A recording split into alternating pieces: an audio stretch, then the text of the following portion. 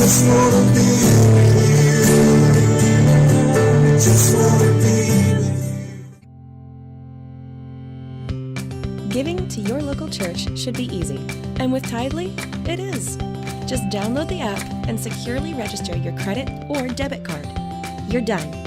Now you can give during church services or anywhere else. Use Tithely to give a one-time gift or set up recurring donations. It's that simple. It's fast, secure, and easy to use. Tithely, the simplest way to give to your local church.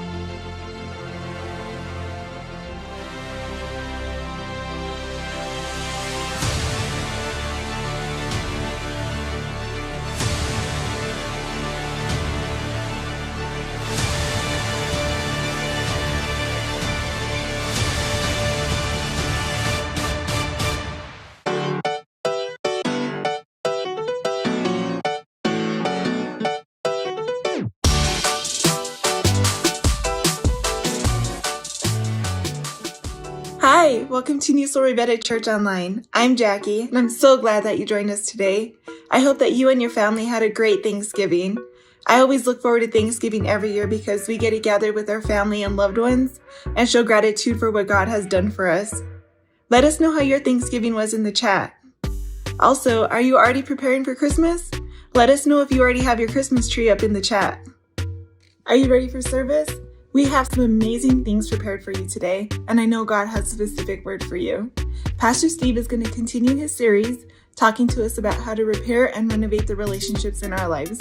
If you missed last week's service, you can go to newsoulribera.com, or there's a link in the comment section below. I encourage you to catch up if you missed last week. Good morning, church. Good morning, Newsoul. Let's stand up and worship together.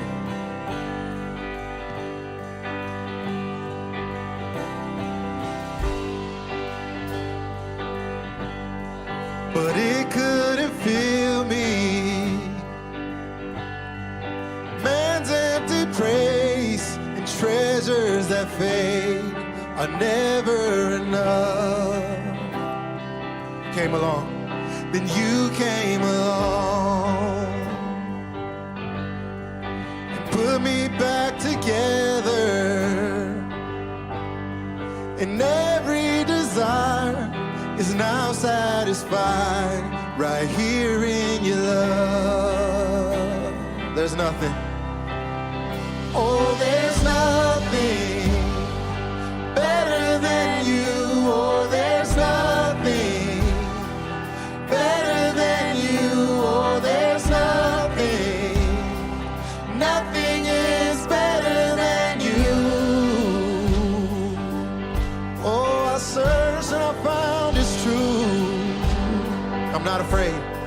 Now I'm not afraid to show you my weakness, my failures and flaws. Lord, you've seen them all, and you still call me friend. 'Cause the God of the mountain is the God of the valley. And there's not a place your mercy and grace won't find me again. And no, there's nothing better than you, Lord. There's nothing better than you, oh, there's nothing. Nothing is better than you. Oh, there's nothing better than you. Oh, there's nothing better than you. Lord, there's nothing. But nothing is better than you. Come on, stir it up. Yeah.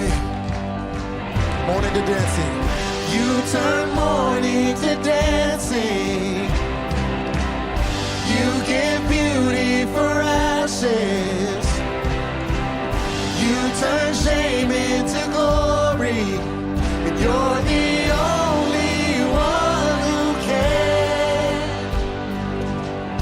You turn mourning to dancing. You give beauty for ashes. You turn shame into glory. You're the only one who can. Graves into gardens. You turn graves into gardens. It's what you do. You turn bones into armies. You turn seas into highways. You're the only one who can. You're the only one who can. You're the only one who can. Oh, there's nothing better than you, Lord. There's nothing. Nothing is better than you. Oh, there's nothing better than you. Oh, there's nothing better than you. Oh, there's nothing. Nothing is better than you. Graves in the gardens. You turn graves into gardens. That's what you do. You turn bones into armies. Every time you turn seas into highways. You're the only one who can. And you turn graves into gardens. You turn bones into armies. You turn seas into highways.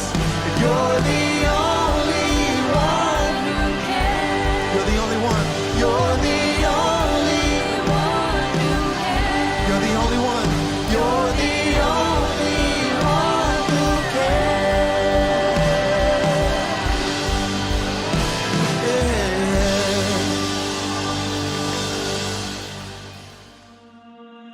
Life can be tough sometimes. COVID, work, relationships, just life. We'd love to pray for you. You can call or text us and someone will call or text you back, whichever you prefer. Or just say, I need prayer in the comments below and someone will contact you to pray for you. Ladies, we want to invite you to join us for some fun friendship food and making tamales together on Saturday, December 11th. Take a break from the holiday rush and just take some time to relax and have some fun with us. There's more information in the comment section below or at newsoulribera.com. Space is limited, so please sign up to reserve your spot today. Giving is a part of our worship too. What we do with our money tells us what we value or what or who we trust with our lives. When you give 1% of your income to God each week, you're putting His kingdom first in your life. Your generosity is what allows us to come into your home or your car or your phone or wherever you are. Not just for you, but for so many others, like in Pecos, Las Vegas, my hometown, Albuquerque, Los Lunas, Villanueva, Gonzales Ranch, Lovato, even South Carolina and Oklahoma. When you give to Newsoul Ribera, you are investing in God's work in the world and especially in the Valley. You can text to give by texting the word blessed to 94000, or you can give online by clicking in the link below or going to newsoulribera.com. Or you can give by mail. Our address is on the screen in the comment section below. So, are you ready to get some relationship help? Grab some coffee or your favorite drink and relax. This series is called Fixer Upper, a beginner's guide to repairing, restoring, and renovating relationships. Here's Pastor Steve. I'll see you at the end of this message. I fail a lot.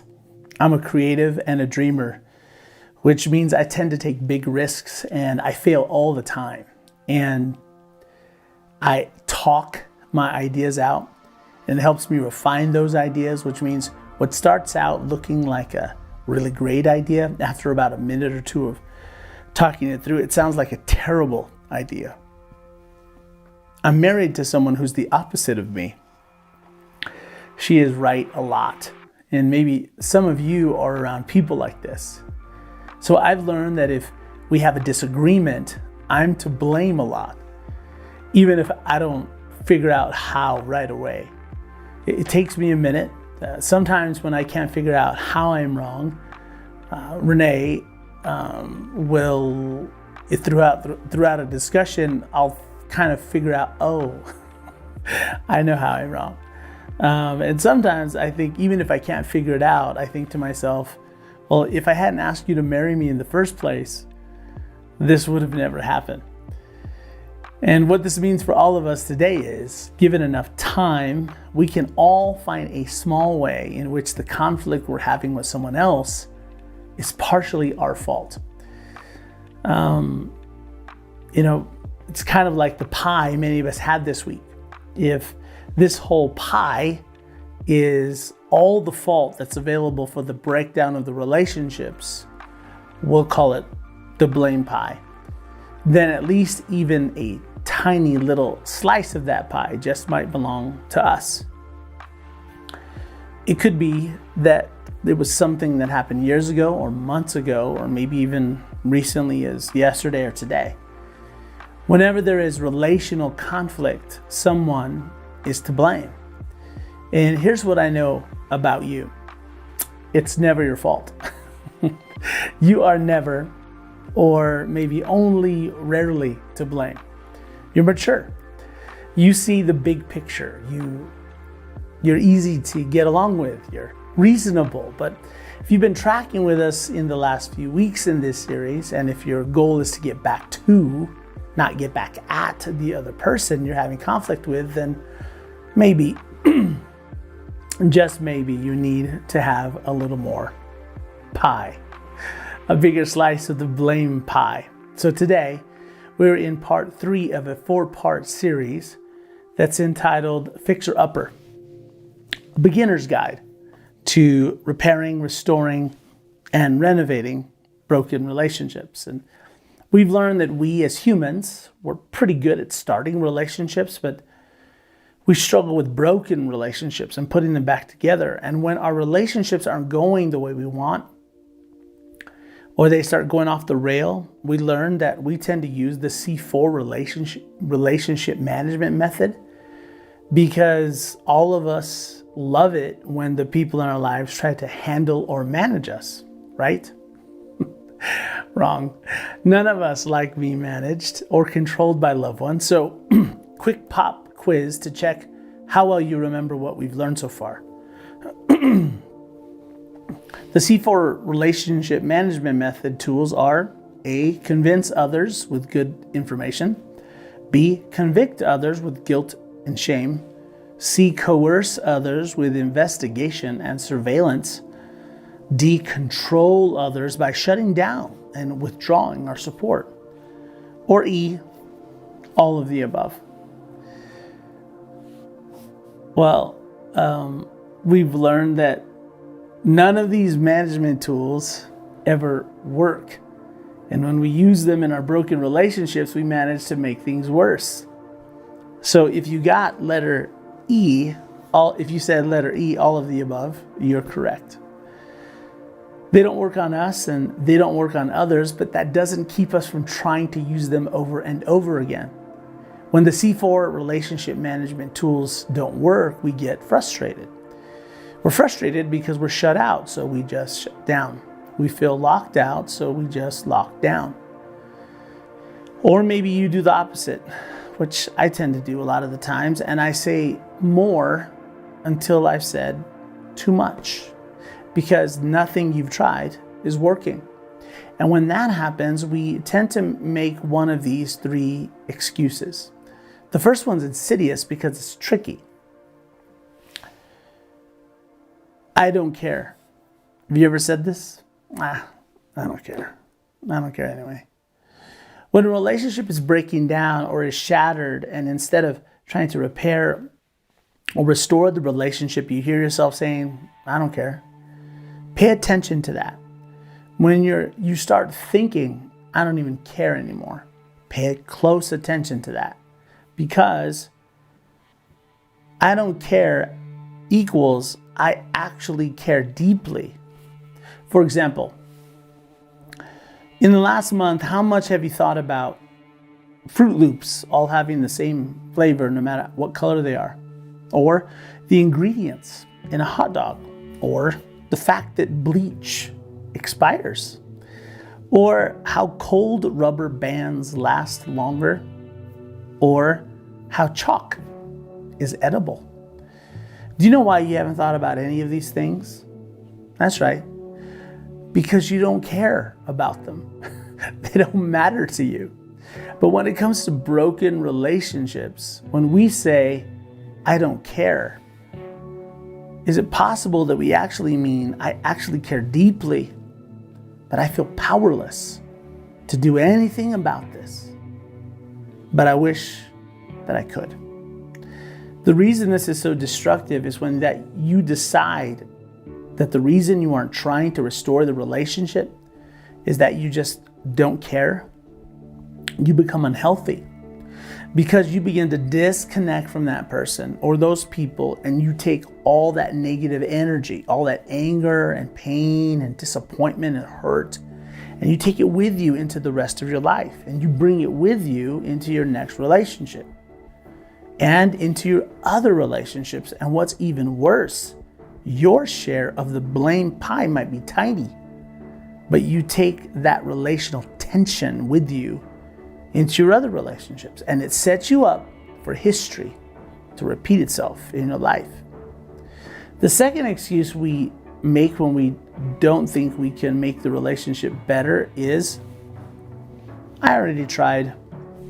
This is arms crossed, and I'm just going to wait here for them to come to me.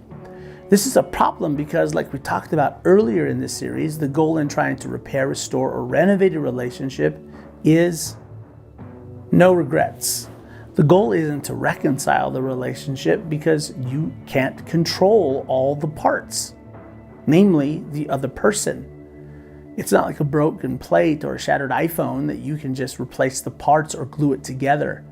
That even if this relationship is never repaired, restored, or renovated, that every night I'm going to go to bed without any regrets, that I'm going to end my life without a regret because I did everything I could to leave the door open, to leave out the welcome mat, for them to come home to our relationship again.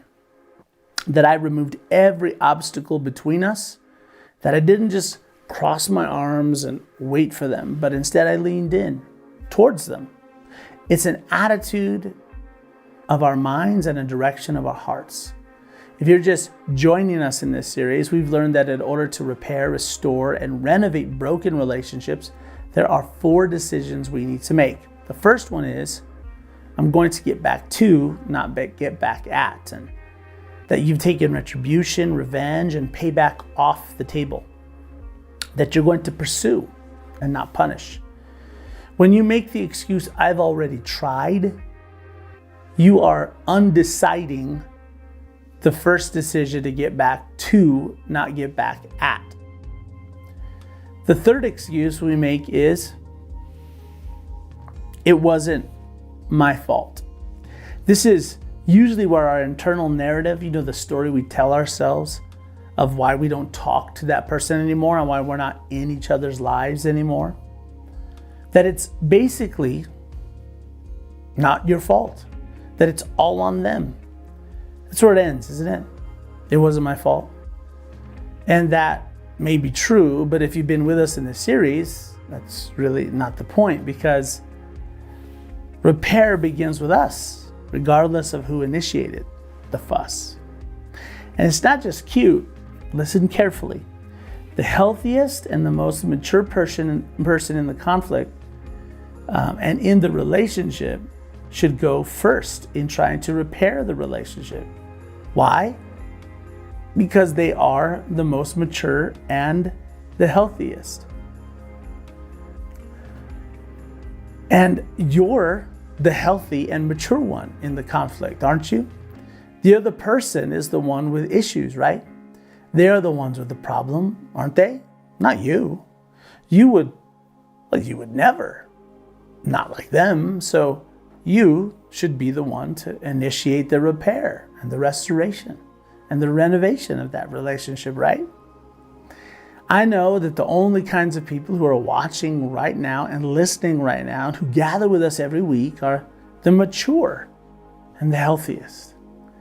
And if you're a Jesus follower, you call yourself a Christian, you have no choice.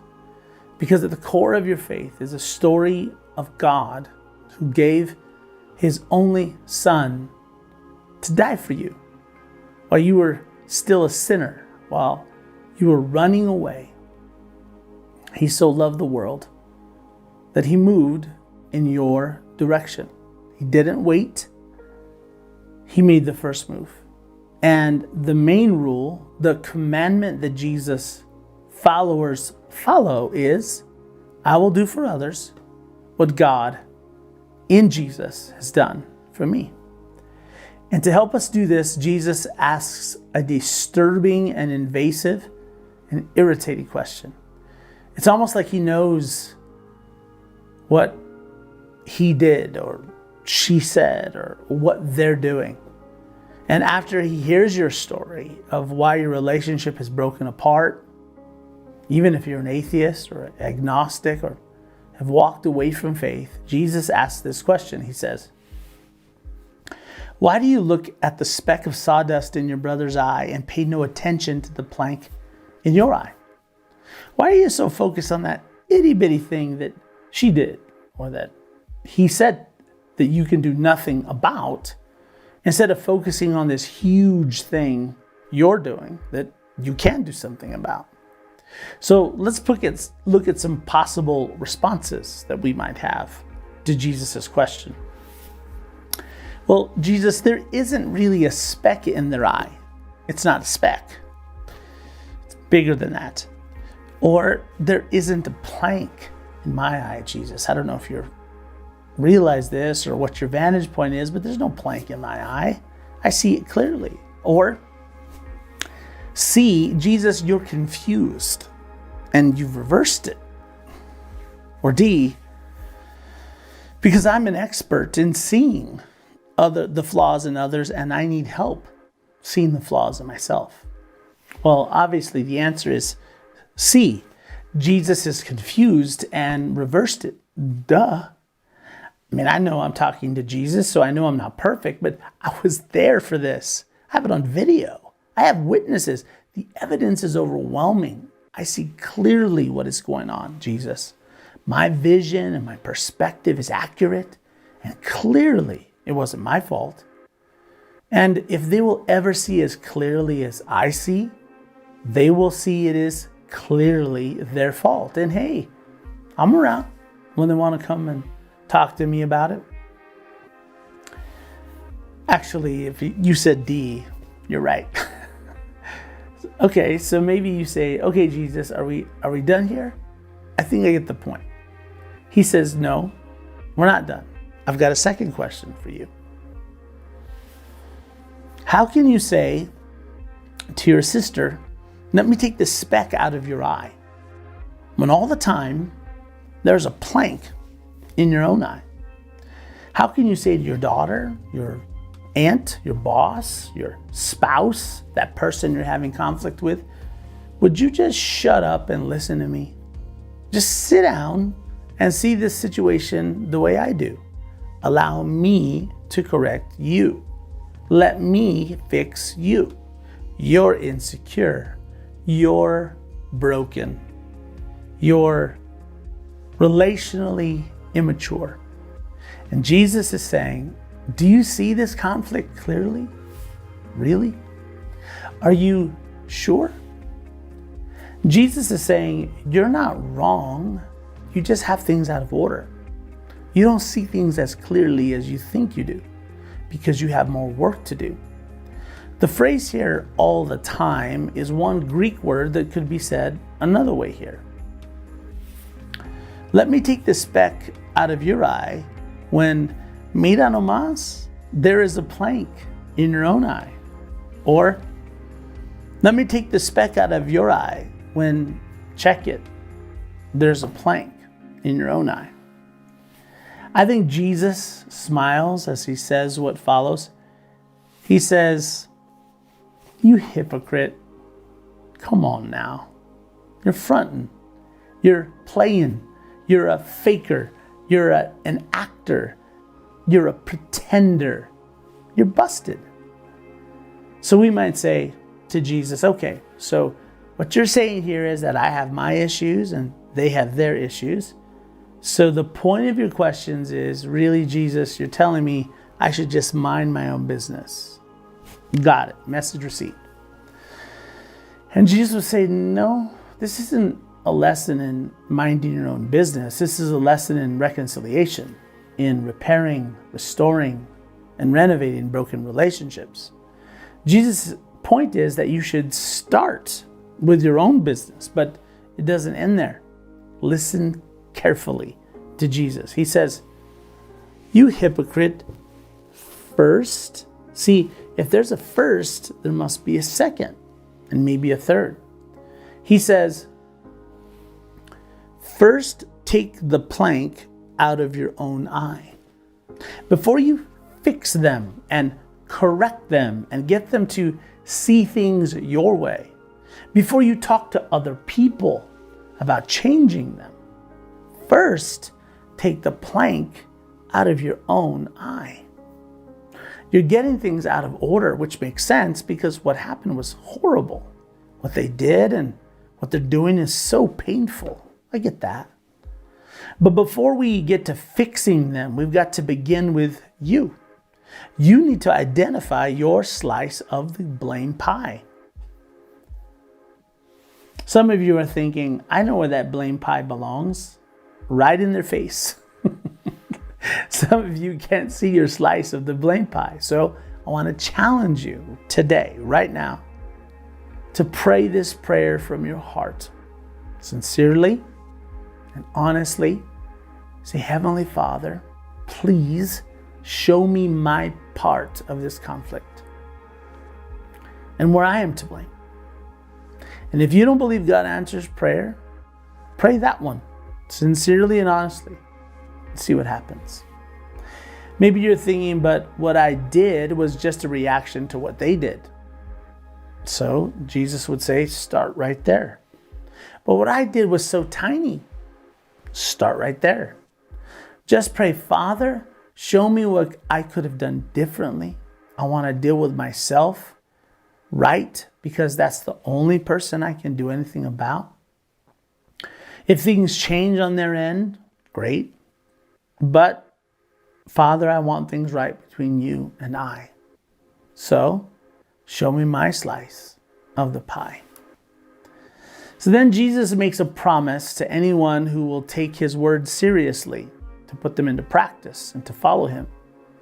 He says, and then you will see clearly Finally, which makes sense because you took that plank out of your eye. That was an obstacle to you seeing clearly. You can't see clearly as long as you're worried about what's in the other person's eye. That's not all. That's not the end of the sentence. There's not a period here. Listen carefully to what Jesus says next. Following Jesus never stops with me, and it's not all about you. And it's not about, wow, I'm a better person now. What God is doing in me and what God is doing in you is not the end. Jesus doesn't just want you to be someone with vision or a clearer seer. That would be missing the point. It's a means to an end. And relationships are always, always, always the end. Then you will see clearly to remove the speck from your brother's eye. Maybe you owning your slice of the blame pie is the obstacle keeping them from seeing clearly. Maybe your humility will give them the courage they need for that speck in their eye to be removed. Your approach is, if there is something about me that is keeping you from a healthy us, then I will cut myself a slice of that blame pie.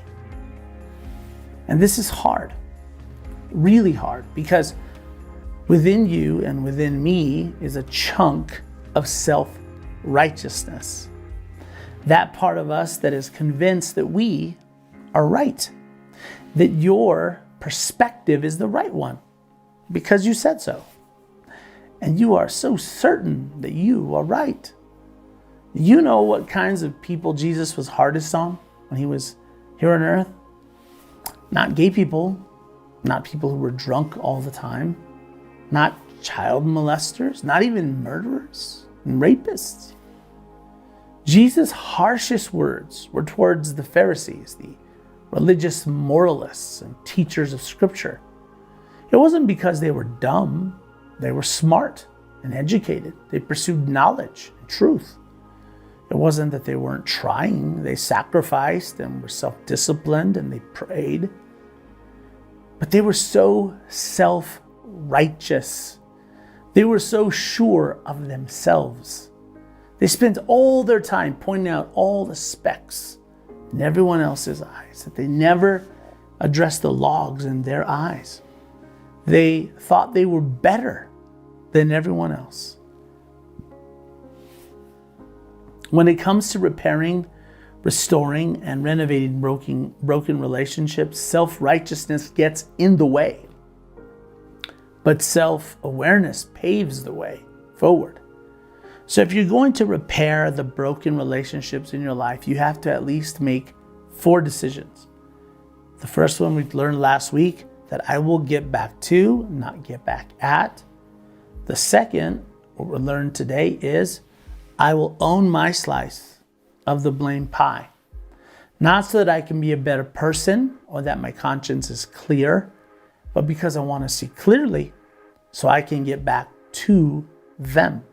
So I can see our relationship more clearly and be in a better position to hopefully repair, restore, and renovate the broken relationship.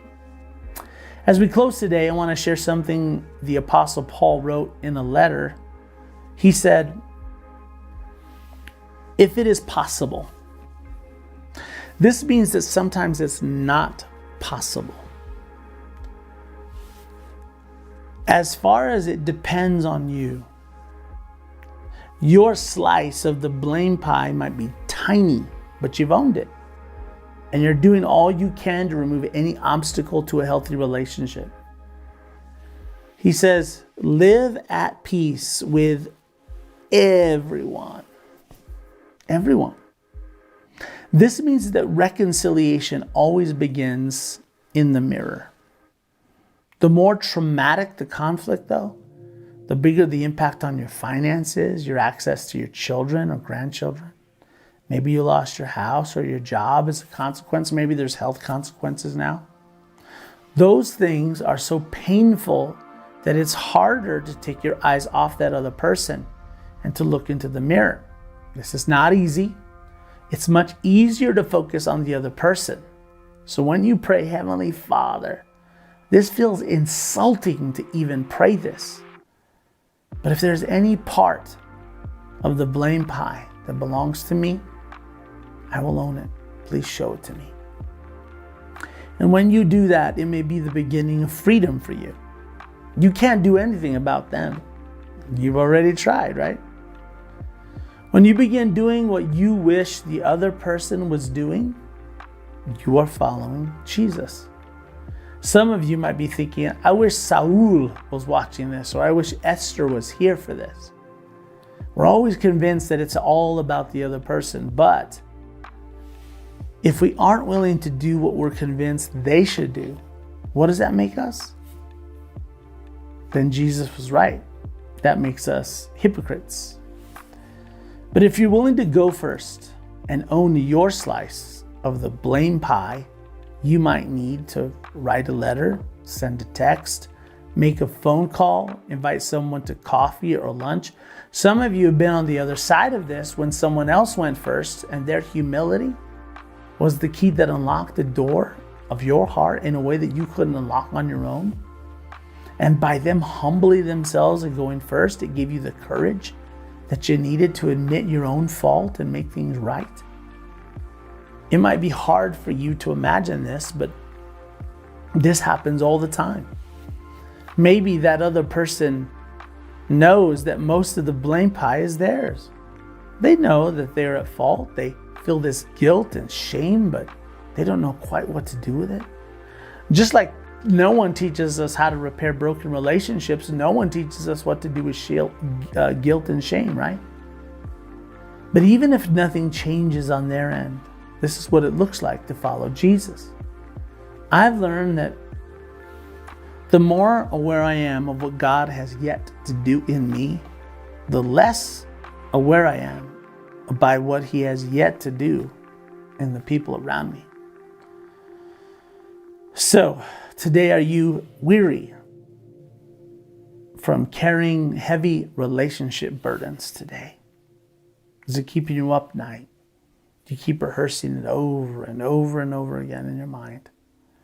Well, Jesus invites you to come to Him, to follow Him, to take seriously what He's saying, to trade your relational approach for His relational approach.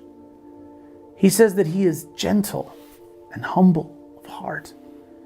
He says that if you do, you will find rest for your souls.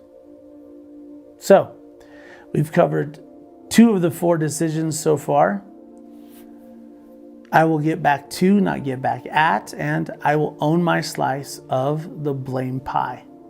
Imagine what would happen in our families, in our communities, what the holidays would be like, our nation, and in the whole world, if we all paused and just took this one lesson from Jesus seriously. So, I invite you to follow Jesus in this way. I invite you to go first, and I invite you not to miss part 4 of Fixer Upper, a beginner's guide to repairing, restoring, and renovating your relationships. Thank you for your attention. I'll see you next time. Let me pray for you as we close today. Dear Heavenly Father, I just thank you for everyone who is watching today. We know it's not by coincidence, but by your intention that we are all here together today. Father, I pray that as we reconcile with our relationships in our lives, that your hand would be placed upon that, Father. I pray for open hearts on each side, Father, and that it would just be mutual, Father. And just like in the prodigal son, Father, when he was going back to his father, his arms were wide open for him. I pray, Father, that as we reconcile and restore relationships, Father, that the other person on the other side would just be willing and open with open arms, Father. Father, we thank you for your grace and your mercy.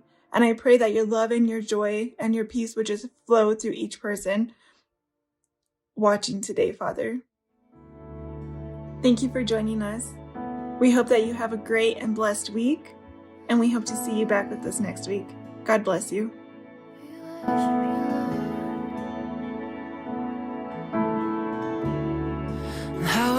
for the moments where I'm still in your presence. All the noise dies down. Lord, speak to me now. You have all my attention. I will linger and listen. I can't miss a thing. Come on. 'Cause Lord, I know my heart wants more of you.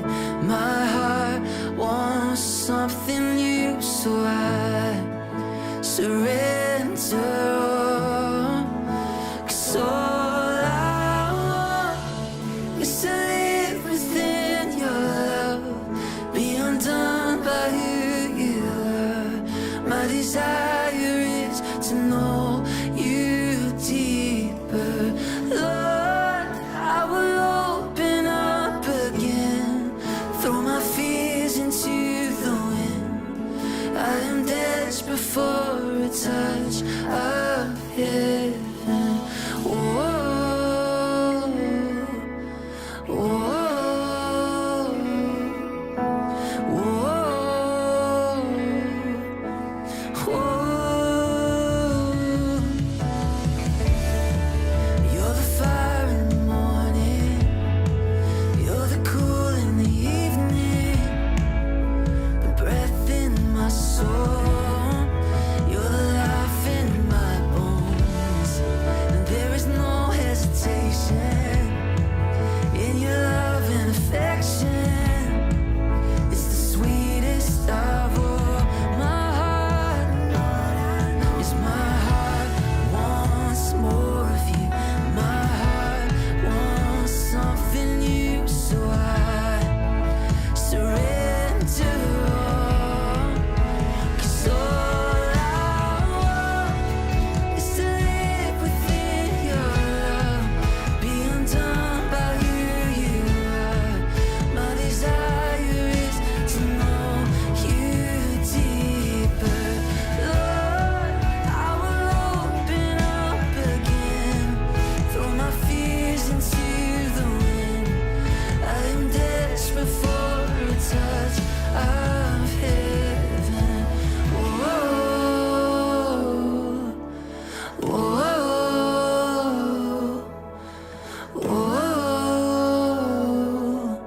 Come on. So I open up my heart to you. I open up my heart to you now. So do what only you can.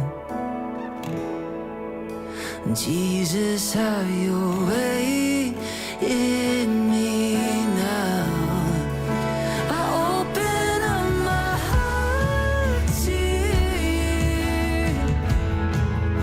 I open up my heart to you now. So do what only you can. Jesus, have your way in me now. 'Cause all I want is to live within your love, be undone by who you are. My desire is to know you deeper. Lord, I will open up again, throw my fears into the wind. I am desperate for a touch of heaven.